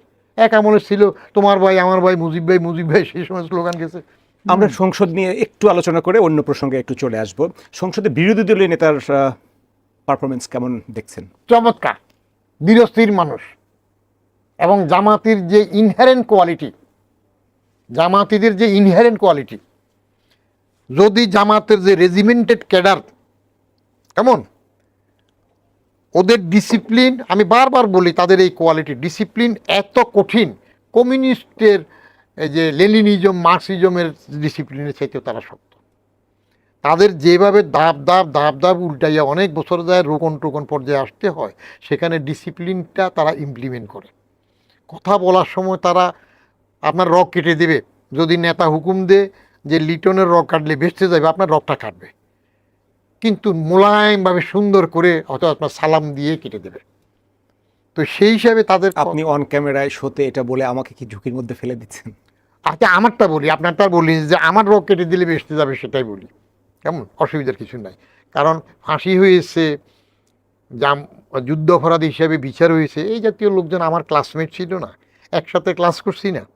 পরে কপাল গুনে সে বড় নেতা হয়ে গেছে বা সেটাতে গেছে, তা আমরা কারে না দেখি। এই যে ধরেন ইউনুস সরকারের মধ্যে আমাদের বন্ধুবান্ধব উপদেষ্টা ওগারা হয়েছে না, দেখি না। তা আমি যেহেতু কারো কাছে যাই না, চাই না, আমার পাশের রুমে যদি সার্কিট হাউসে ওবায়দুল কাদের থাকে, আমি তারা যাইয়া মিনিস্টার সাহেব বা স্যার ভালো আছেন কিনা বলতে হতে যাবো না, যাই না।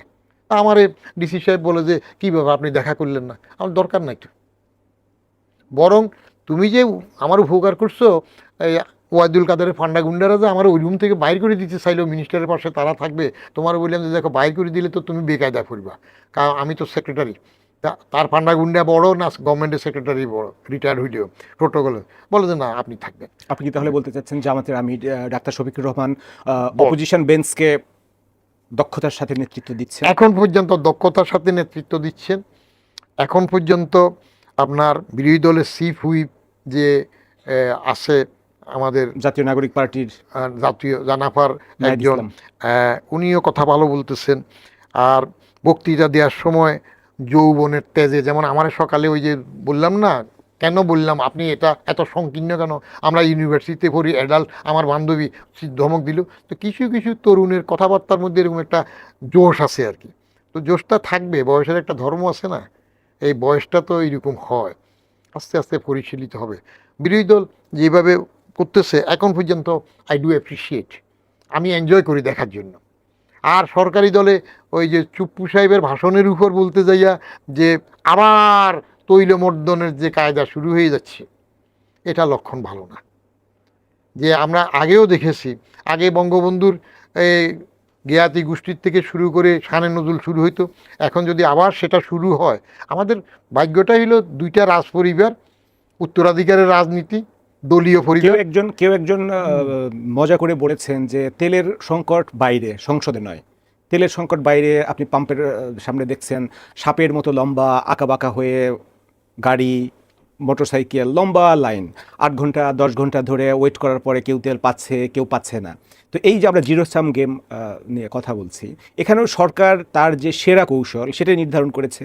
সেরা কৌশল হিসেবে সরকার ভেবেছে সামনের দিনে হয়তো বড় কোনো সংকট আসতে পারে।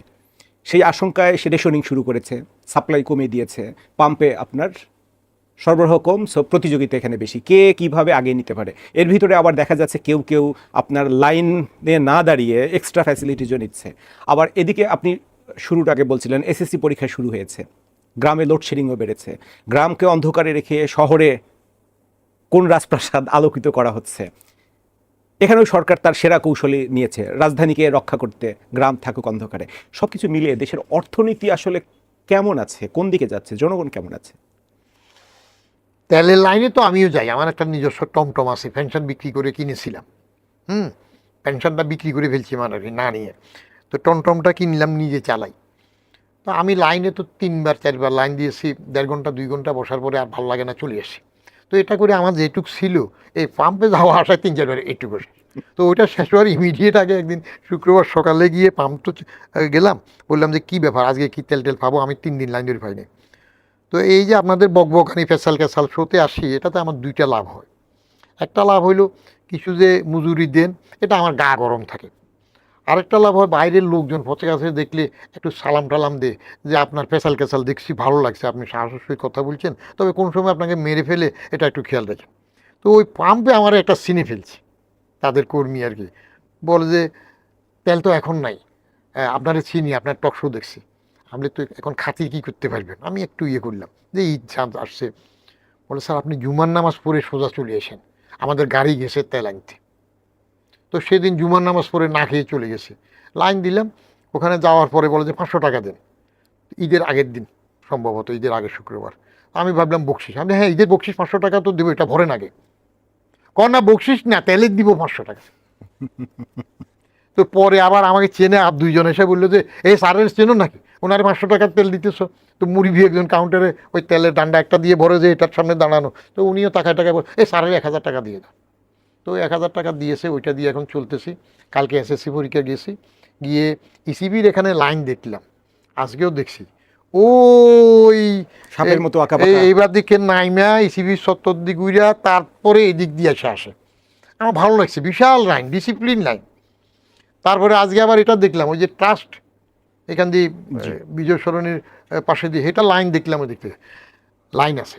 আপনি যেটা বললেন সরকার সেরা কৌশল গ্রহণ করতেছে, এটা আপেক্ষিক কথাবার্তা। ছেলে রাগ করছে খেলার সময়, বন্ধুবান্ধবের সাথে খেলতেছে, তো দুপুরে সবাই খাওয়ার জন্য বাসায় যায়, এরে জিজ্ঞেস করে কিরে বল্টু তুই আজকে খাঁচি যাবি না, বল যে না। কেন? মা মারছে তো রাগ করছি খাবো না, মা সকালে মারছে, এখন রাগ করছি দুপুরে খাবো না। আসলে দুপুরে তাদের রান্নাই নেই, কিন্তু চাল নাই, রান্না হয় নাই বলে নাই, প্রেস্টিজ ঠিক রাখার জন্য বলতেছে মা মারছে রাগ করছি খাবো না। সরকার বলছে তো তেলের পর্যাপ্ত মজুদ আছে। আচ্ছা ঠিক আছে, মজুদ আছে কোথায় আছে? 2 মাসে 3 মাসে আপনি সবসময় বলতেছে মজুদ থাকলে, এত মজুদ থাকার পরে এই লাইন এত বড় হচ্ছে কেন? তাহলে কোথায় রাখছেন? ব্যবস্থাপনায় কোনো প্রবলেম আছে তাহলে? ইয়েস, সেটা আমি আরেক টিভিতে সেদিন বলে আসছিলাম, ওই যে এটিএন নিউজ না কাদের স্বাধীন সংলাপ না কিনতে গেলাম, যে ওই যে বললাম ম্যানেজারের 2টা গুণ থাকতে হয়। Manager he or she must know how to work better, he or she must know how to get works done by other. এখানে প্রথমে যখন ক্রাইসিস শুরু হইলো সে সময় তো একটা বড় জরিপ করতে পারতো, কেউ বলছে জোর একদিন বেজোর একদিন, বা অন্যগুলা সরকারি গাড়ির জন্য রেশনিং, ডে লাইট ব্যবহার করার থেকে শুরু করে, সেটা হয় না। তো এখন যেহেতু যুদ্ধ থেমে যাচ্ছে, এটা সরকারকে আমি দোষ দেব না, হঠাৎ করে হয়েছে, আমরা তো এইসবগুলো আগেও অভ্যস্ত হয়েছি। ইউক্রেনে যুদ্ধ হয়েছে, আমরা ঝামেলা পড়ছি, কোভিডের ঝামেলা আমরা পড়েছি, এখন এখানে যুদ্ধ হচ্ছে সেটা ঝামেলা আমরা পড়ব। আমরা 74-এর দুর্ভিক্ষ দেখা লোক না, চুয়াত্তরের দুর্ভিক্ষ ওই যে জাহাজ আসে নাই কি নিয়ে, চুয়াত্তরের দুর্ভিক্ষ আমরা দেখেছি না? তো আমাদের তো সাহস আছে, আমরা বন্যা ফেস করি। বলা হয়ে থাকে দুর্ভিক্ষের সময় তো আসলে মানুষ খাদ্যের অভাবে মারা যায় না, কিন্তু অব্যবস্থাপনার কারণে খাদ্য থাকা সত্ত্বেও মানুষের কাছে খাদ্য পৌঁছানো যায় না, যে কারণে মানুষ আসলে মারা যায়। কথাটা সত্য। ব্যবস্থাপনার দায়িত্ব কার? আমার পরিবারের 3জন সদস্য থাকলে তার ব্যবস্থাপনার দায়িত্ব আমার কার? হেড অফ দ্য ফ্যামিলি আমি, আমার দায়িত্ব, আমি সেটা ম্যানেজ করব। এই যে নাতিকে পরীক্ষার জন্য এসএসসি হলে নিয়ে যাচ্ছি, গতকাল নিলাম, ঘামাই গেলাম। এই সামান্য ইসিবি যাওয়ার জন্য আমার মিরপুরে শিয়ালবাড়ি মোড় থেকে আসা যাওয়া অলমোস্ট 1.5 ঘন্টার মতো লাগছে, কোথাও থামি নাই, এত জাম, ঘেমে গেলাম। তো ব্যবস্থাপনা ওই যে এদেরও লাইন আছে ওদেরও লাইন আছে। তারপরেও আপনার নূতন সরকার প্রথম আসে, এটাকে এত বেশি খারাপভাবে নেগেটিভ হইতে দেখা ঠিক না। আছে, কিন্তু যারা দুর্ভোগের শিকার হচ্ছেন, দুর্ভোগ নেবে। হচ্ছেন, তারা ওটার কারণ আছে। ওটার কারণ বললে তো আবার এখন সরকার অসুবিধায় পড়ে কিনা বা অসন্তুষ্ট হয় কিনা, সেটা হইল রাজনৈতিক নেতৃত্বের প্রতি চরিত্রগতভাবে, সংস্কৃতিভাবে আমরা একটু আস্থা কম রাখি। আমাদের চরিত্র, দেশীয় চরিত্র, আমরা নেতা মানেই কম। একটু পান থেকে চুন খসলে আমরা খালি পশ্চাৎ দেশে অঙ্গুলি দেওয়ার মধ্যে ব্যস্ত হয়ে যাই, সমালোচনায় যাই।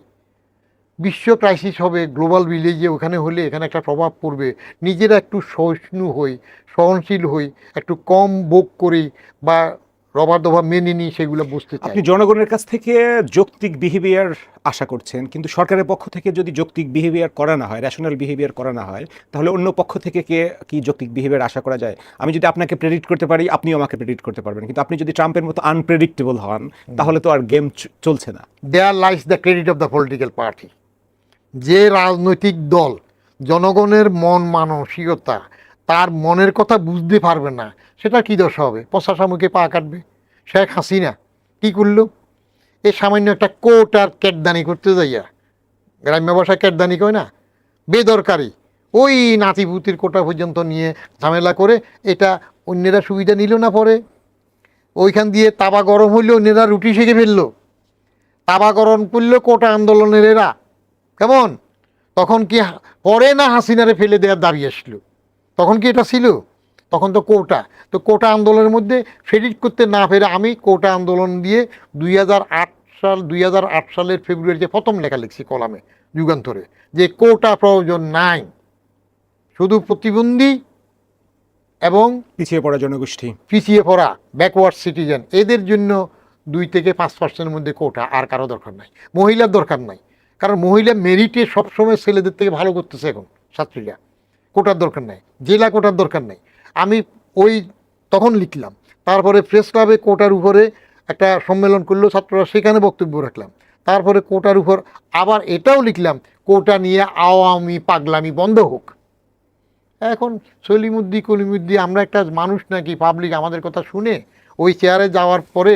আর আওয়ামী লীগের অসহিষ্ণুতা এত বেশি, তারা বিরোধী দল থাকলে ভালো করে, ওই আল্লাহ করতে পারে, কিন্তু চেয়ারে গদিতে বললে নরমে তো আর টের পায় না। আপনি চেয়ারের কথা বলছিলেন, আমি একটা বিষয় একটু খুঁজে দেখছিলাম, যে ধরেন আপনার ব্রিটিশ যখন মন্ত্রিসভার বৈঠক হয়, ব্রিটিশ প্রধানমন্ত্রী কিভাবে বসে, তার টিম নিয়ে কিভাবে বসে, আমি দেখলাম লম্বা টেবিলে মাঝখানে প্রধানমন্ত্রী আছে, দুই পাশে মন্ত্রীরা আছে, সামনে মন্ত্রীরা আছে, গোল হয়ে একটা টিমের মতো বসে। আমি যুক্তরাষ্ট্রের ট্রাম্পের ধরেন ক্যাবিনেট বললেন, আমি ওবামার ক্যাবিনেট মিটিং দেখলাম, অমুকের দেখলাম, অলমোস্ট সবাই সিমিলার। কিন্তু আমাদের এখানে সিটিং অ্যারেঞ্জমেন্টটা কেমন? আপনি ক্যাবিনেট ডিভিশনে ছিলেন, এরকম কেন? আমাদের এখানে সিটিং অ্যারেঞ্জমেন্টটা হয়ে গেছে প্রথম যখন এটা দেখতে টিম মনে হয় না, প্রধানমন্ত্রীকে কোনো একটা রাজাবাদশাহ মনে করে অবস্থা। টিমটা বঙ্গভবনে যে ক্যাবিনেট মিটিং করার টেবিল বা ক্যাবিনেট ডিভিশনের যে টেবিল, কিংবা এখানে যে পরে একটা ফাও অফিস করছিল না বা এরশাদের আমল থেকে প্রধানমন্ত্রীর কার্যালয়, বেদরকারি, আননেসারি, সরকারি টাকা নষ্ট করে প্রধানমন্ত্রীর কার্যালয়, বেদরকারি, দরকার নাই। ইভেন কি ইআরডি একটা আছে না, বিখ্যাত লইয়া ঘুরে যায়, এটারও দরকার নেই। ইআরডি ফরেন মিনিস্ট্রি একটা উইংয়ে কাজ করতে পারে, প্রধানমন্ত্রীর কার্যালয় তো অরিজিনাল ছিল না, বঙ্গবন্ধুর আমলেও তো ওই ক্যাবিনেট ডিভিশনের মধ্যে কিছু লোক থাকবে, করবে, একই জিনিস তো দুইবার দরকার নাই। এটা আপনার আমাদের দেশে চেয়ারটা কত বড় হয়, তিনি কত বড় জায়গার মধ্যে বসেন, এটা দিয়ে তার বড়ত্ব বোঝা যায়। এ কারণে কি মন্ত্রিসভার বৈঠকের সিটিং অ্যারেঞ্জমেন্ট এটা আগের থেকে এটা হয়ে গেছে এইভাবে, কারণ তো এখন যেটা বললেন ওদের মতো যদি করেন, ওদেরটা তো আবার এরকম করে করে দেখেন না স্কুল ঘরের মতো লাইন ধরে বসে, হ্যাঁ। তো সেটা আস্তে আস্তে হয়তো হবে। যেমন এখন তো আমাদের পোশাকে একটু চেঞ্জ আসতেছে। এখন প্রধানমন্ত্রী তো সিম্পল ড্রেসে যাচ্ছেন, স্যুট টাই কোট লাগতেছে না। আপনি দীর্ঘদিন রাজস্ব বিভাগের কাজ করেছেন, রাজস্বের বোর্ডের চেয়ারম্যান ছিলেন। সম্প্রতি সংবাদ প্রকাশিত হয়েছে প্রথম 9 মাসের রাজস্ব ঘাটতির পরিমাণ দাঁড়িয়েছে প্রায় 1 লাখ কোটি টাকা। জি। আরও 3 মাস বাকি আছে, ঘাটতির পরিমাণ আরও বাড়বে আশঙ্কা করা হচ্ছে। আবার নতুন অর্থবছর শুরু হচ্ছে জুনে, সেখানে বলা হচ্ছে টার্গেট দেওয়া হচ্ছে 6 লাখ কোটি টাকা এনবিআরকে। টোটাল বাজেট 9 লাখের উপরে হবে। হ্যাঁ, টোটাল এনবিআরকে টার্গেট দেওয়া হচ্ছে 6 লাখ এই কোটি। অর্থ বছরে আছে 5 লাখ কোটি টাকা, সেখান থেকে 1 লাখ কোটি টাকার বেশি ডেফিসিট হবে। আবার সেখান থেকে বাড়িয়ে 6 লাখ কোটি টাকা দেওয়া হচ্ছে। এই এত টাকা পয়সা কোথা থেকে পাওয়া যাবে? কার লাভ হবে, কার লোকসান হবে, কে বেশি দিবে এই বর্তমান অর্থনৈতিক পরিস্থিতির মধ্যে? আমি যে আলোচনায় যাই সবার একটা আগ্রহ থাকে রাজস্ব নিয়ে, এনবিআর নিয়ে। কারণ আমি কিন্তু সচিব হইতে পারিনি, আমার মূল পদ ছিল সচিব, আইআরডির সচিব, এক্স অফিসিও চেয়ারম্যান এনবিআর। কিন্তু এনবিআরের কাজ এত বড় যে আমার সচিব পরিচয় হয় নাই। কেমন ওই হিসাবে পরিচয়। জাতীয় রাজস্ব বোর্ডে যে ঘাটতিটা হচ্ছে এখন, এটার জন্য বোর্ডের কর্মকর্তা কর্মচারীদের মধ্যে যে আন্দোলন করে একটা ঘটনা ঘটলো না, 2টা ডিভিশন করা টরা নিয়ে, সে সময় একটা রেজাল্ট গেল। আর আব্দুর রহমান মানুষ হিসাবে তো আমি তাকে ভালো জানি, আমার মনে হয় ভিতরে যেভাবে হোক টিম ওয়ার্কের মধ্যে একটা গলদ ঘটেছে, এটা একটা কিছু করতে পারে। আর দ্বিতীয় হইল বাজেট যেটা নেওয়া হয়, সে নেয়ার সময় আমরা গ্রাম দেশে জোনা বলি, ওই ধানের মধ্যে ধানের লেজে লেজে গিট্টু দিয়ে একটা রশি বানানো হইতো আর কি। ওই ধানের রশি যেটা জোনা বানা হয় সেটা দিয়ে আবার ধানের আটিগুলা বাইন্দা নিয়ে আসা হইতো। তো বলা হয়তো জোনা কতটুক ধরে বের পায়, জোনাতে ধরে না, তার থেকে বেশি চাপ দিলে জোনাটাই ছিঁড়ে যাবে, রশিটাই ছিঁড়বে। বড় বাজেট হওয়া, বড় টার্গেট দেওয়ার আগে চিন্তা করতে হয় যে আমার সক্ষমতা কতটুক আছে। যে দেশের কালচারে কোনো প্রধানমন্ত্রীকে অপ্রদর্শিত অর্থে ট্যাক্স দিতে হয়, দেয়া লাগে, যে দেশের কালচারে, সংস্কৃতিতে, রাজস্ব কালচারে 12 বার বাজেট দেয়া অর্থমন্ত্রীকে আবার ট্যাক্স দিতে হয়, ধরা পড়ে, যে দেশের সংস্কৃতিতে প্রধানমন্ত্রী হওয়া, উপরাষ্ট্রপতি হওয়া, বারবার মন্ত্রী হওয়া লোকও অপ্রদর্শিত অর্থে ট্যাক্স দিতে হয়, যে দেশের সংস্কৃতিতে দুর্নীতির বিরুদ্ধে ওয়াজ করা, বড় প্রতিষ্ঠানের প্রধান ব্যক্তি থাকা, তারও আবার এরকম জায়গা কোরআন শরীফের জুলদানের রয়েছে করে ট্যাক্স দেয়, সেই দেশে আপনি নাম ধরে সবসময় বলি, আর নাম ধরে বললাম না, সেই দেশে আপনি টাকা কি চাইলেই পকেটে এসে যাবে?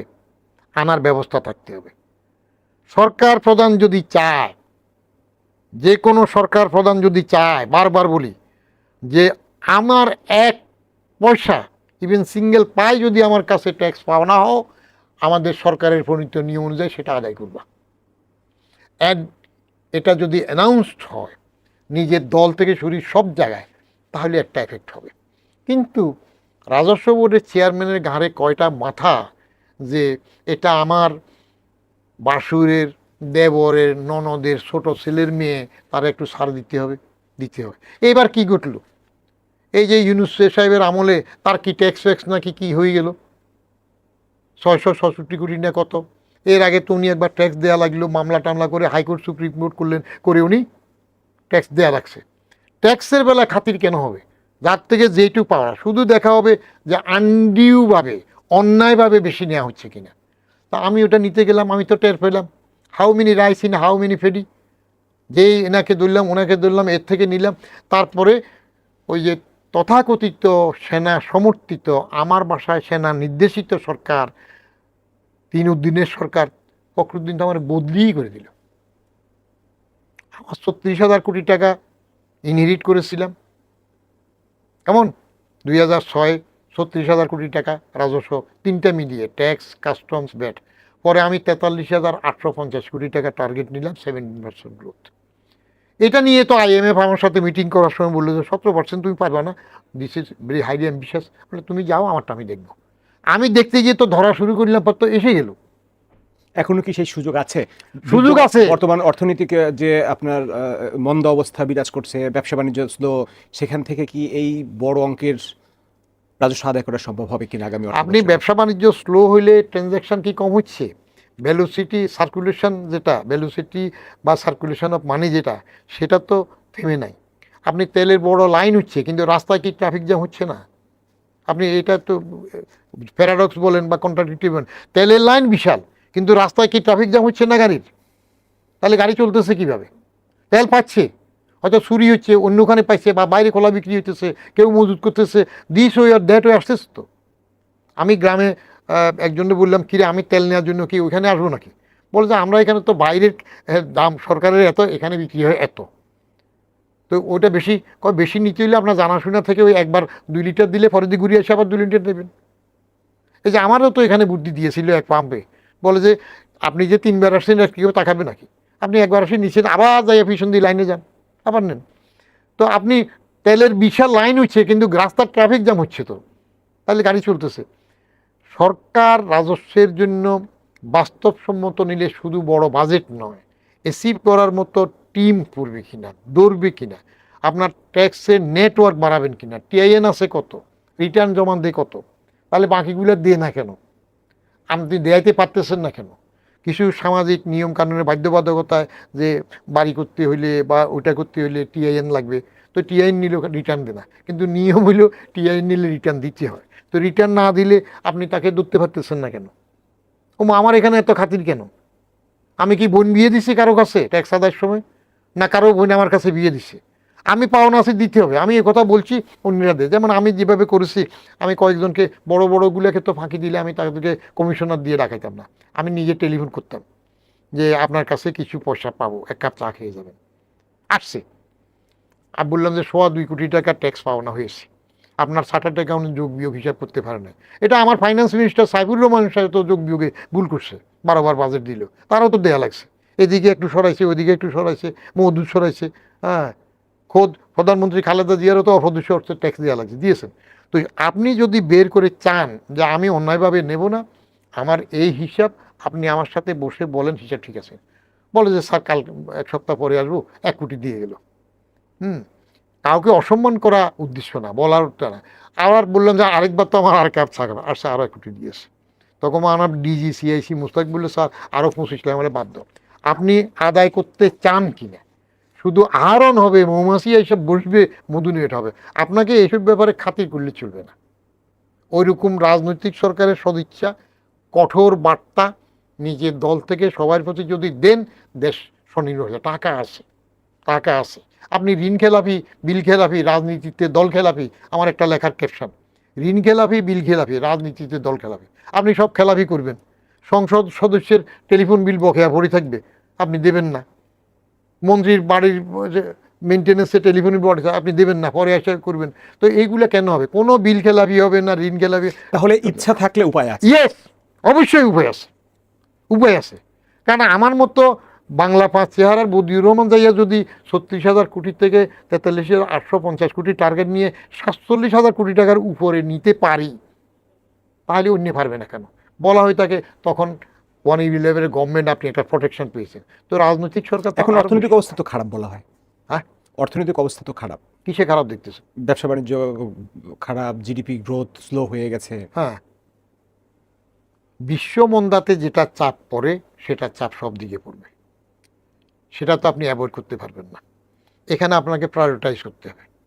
যেমন আপনি কার্ড দিচ্ছেন, এই যে ফ্যামিলি কার্ডে 2,500 না কত করে দিচ্ছেন, এটা এখন বেশি খরচ না কৃষি কার্ডের ওখানে তেল, সার, ডিজেল এগুলা দেওয়া খরচ?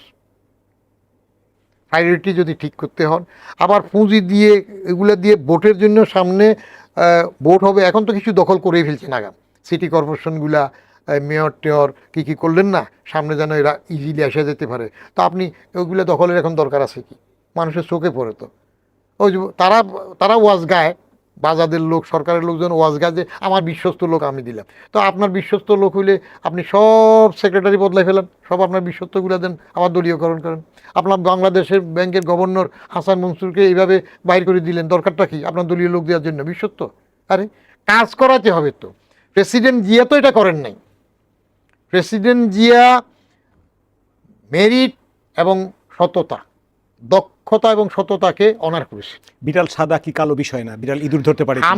আমি আরো কয়েকবার বলছি, একটা উদাহরণই দিই ডাইরেক্ট। নরসিংদীর মোহাম্মদ আলী সাহেব ছিলেন না স্বাস্থ্য সচিব, সিএসপি, সে ওনাকে ইয়ারডিতে জয়েন্ট সেক্রেটারি হিসেবে পোস্টিং দেওয়ার কথা হচ্ছিল।